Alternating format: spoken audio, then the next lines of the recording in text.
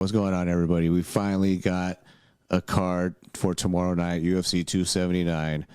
I mean, man, this card went from Nate Diaz and Khamzat headlining and Tony and Jingling in the co-main. And then the co-main, we had Kevin Holland and D-Rod, Daniel Rodriguez, and all those fights were banging anyway, except for the main event, because kindly everyone is already thinking Nate Diaz had to survive kind of an ass whooping just to maybe catch him in the later rounds if Khamzat gets tired of beating his ass or whatever, you know what I'm saying? But honestly, not the best matchup for Nate Diaz, and a lot of people thought it was fucked up to begin with, and I'm kind of one of them, but, Nate did ask for this fight, so kind of, be careful what you wish for, or you might get it. I mean, I don't know. It just, not for his send-off fight, if this is his last fight in the UFC, which I'm not sure it will be. It would be cool if he did go out and maybe fight Jake Paul or something, then come back and he can make some money, but that's still, man, we got to get to tomorrow night still. I'm like, man, who knows what's going to happen now? Who knows what is going to happen? I mean, we had, supposedly there was a big brawl or melee type thing in the back or whatever, backstage the dressing room or for before the press conference. So these guys were going at it. It was Kevin Holland and Khamzat were going at it, were going back and forth.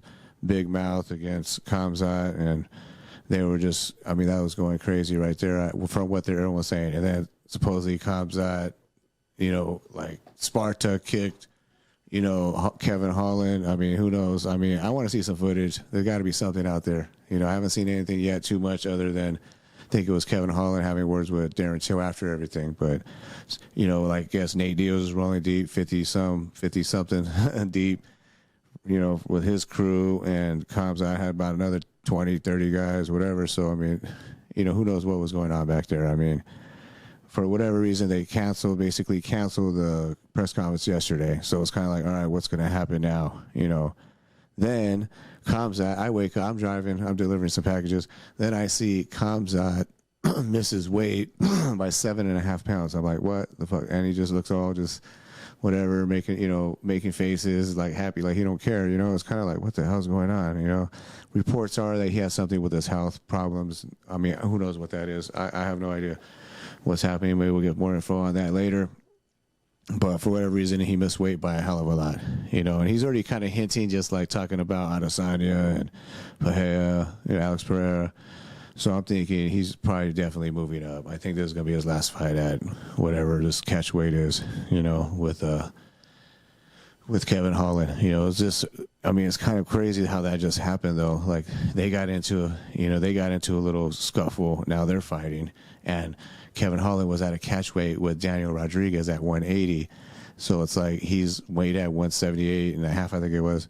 So he's right there anyway. It just crazy. The guy who gets screwed the most is Jingling, because he's, 10-pound disadvantage to Daniel Rodriguez. They made that match. Oh yeah, by the way, the co-main is Daniel Rodriguez and Jingling. That's going to be a banger. So either way, Daniel Rodriguez was going to have a big fight. He was going to have Kevin Holland. Now, Jingling not the biggest name, but it's definitely going to be a banger. These guys are going to bring it. So that's what I'm excited to see that one. But also Kevin Holland, he definitely got screwed over in this one because he even said, "Oh, I can't wrestle. My wrestling fucking sucks, whatever." So it's like, man, he's gonna be in for a long day, a long night, basically, unless Khamzat finishes him. Kevin, obviously he has a puncher's chance. He's long, what I mean. So it's kind of, I feel like Khamzat has a little bit of advantage because he did, he basically prepared for a taller, longer guy like Nate Diaz. And Kevin Holland are about the same size as far as just at least their height and their reach. So it's kind of like he already kind of prepared for that, and I'm sure he was just going to wrestle and just throw bombs or whatever like he was going to do. I think if he stands and bangs, that Kevin could catch him with something.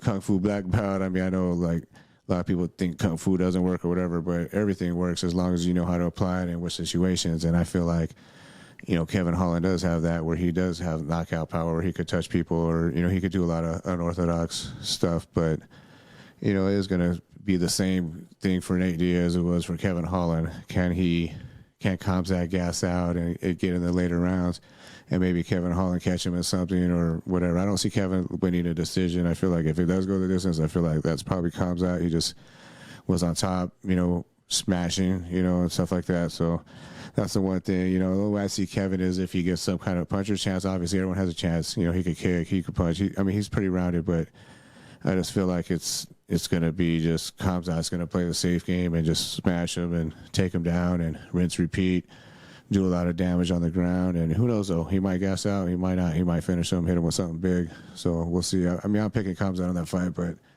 you know, it just sucks. I think, you know, Kevin Holland definitely did get screwed on that fight because it's like he had I mean, Daniel Rodriguez is a little bit more of just a conventional style. He has good boxing, couple hundred street fights. I mean, I like his style. Actually, got a good left hand, long left.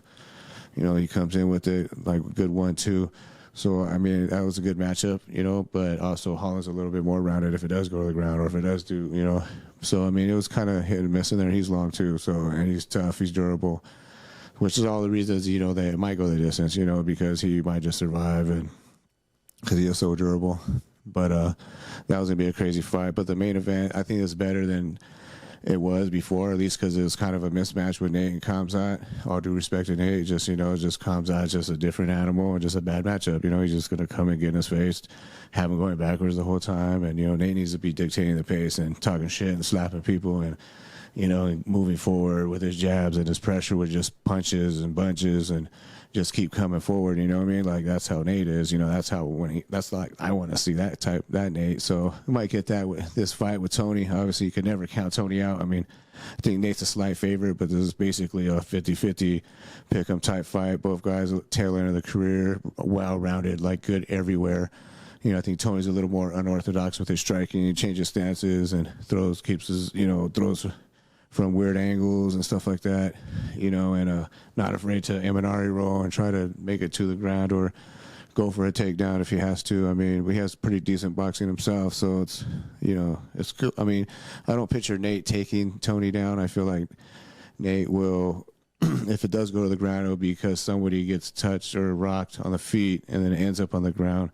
I can see that happening. Or if Tony does try to take Nate down. But I don't really picture Nate taking Tony down, but we'll see. You never know. I mean, anything can happen. Like I said, if Tony gets clipped, then maybe he could end up, you know, on his back or in a scramble, end up on the bottom. But usually neither fighter is really looking for that. So, I mean, Nate usually doesn't look for that himself.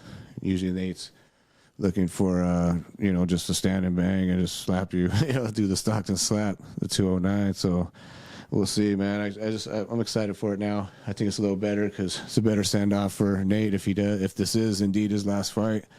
It is crazy with all the chaos, and I think Khamzat, you know, one more point, Khamzat lost a lot in stock, I think, just with the fans and just everybody's perception of, you know, you got Jake Shields, you got Nate, everyone saying he was scared of him. And I mean, I don't think he's scared to fight anybody, you know, but maybe that street situation and just getting, like, bum rushed right away, like, oh, shit, like, maybe he did, you know. He is out of his element. Who knows? I mean, I don't know. They know. I want to see some more footage. More details are going to come out for sure. So I just can't wait to see what's going to happen. And these fights are going to be fucking amazing. And, man, I can't wait.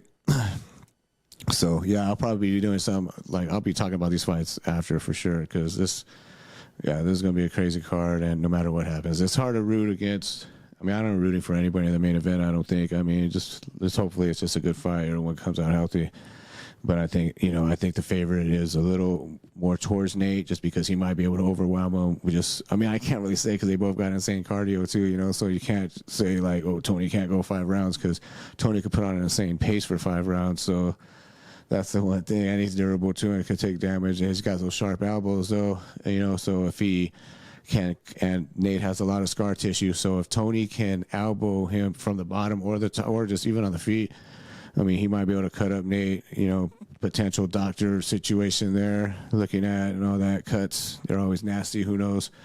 Like I said, there's a lot of scar tissue. Both Diaz, like, come out cut almost, you know, so it's going to be a dangerous fight for both guys, but it's a fun fight, I think. I don't think both guys have so much power that they're just one-punch type knockouts, so it will be a war type of fight, I think. You know, I think Nate is a little more overwhelming with the boxing, with the combos, and kind of staying with the pressure that way. You know, I'm thinking the old Nate or the Nate that, you know, that I think at his best type Nate. And Tony, you know, he's a little more unorthodox. He's going to do a lot of other crazy stuff and throw some punches from odd angles and kicks and, you know, elbows and everything else. So we'll see, man. I just can't wait for that fight. this is the type of fight where they should have fought years ago. They should have fought a long time ago, just because I always would say like that would make a great matchup, but for whatever reason, it just didn't happen. But now it is, and man, I can't even like pick one on there. You know, for Tony to win, I mean, I think he is a little bit quicker for sure with the striking in the hands, and he does have power at 170. I think that might help him a lot too.